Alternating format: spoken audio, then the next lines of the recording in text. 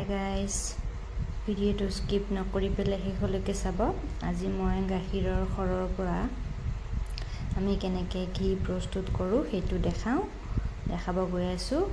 প্ৰথমতে মই গাখীৰৰ সৰখিনি মিক্সি বাতি এটাত ট্ৰান্সফাৰ কৰি লৈছোঁ।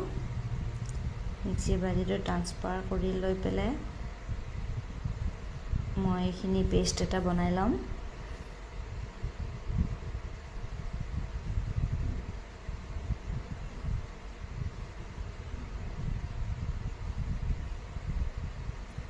পেষ্টখিনি বনোৱা হোৱাৰ পিছত মই ইয়াক কেৰাহী এটাত ট্ৰান্সফাৰ কৰি দিম। জুইটো ইয়াৰ চিমত ৰাখিব, বেছি জুই দিলে উতলি পৰিব পাৰে।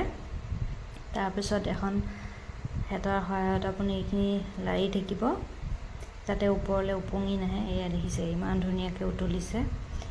এয়া চাওক ইমান ধুনীয়াকৈ ঘিখিনি এতিয়া ওপৰলৈ ওপঙি আহিছে,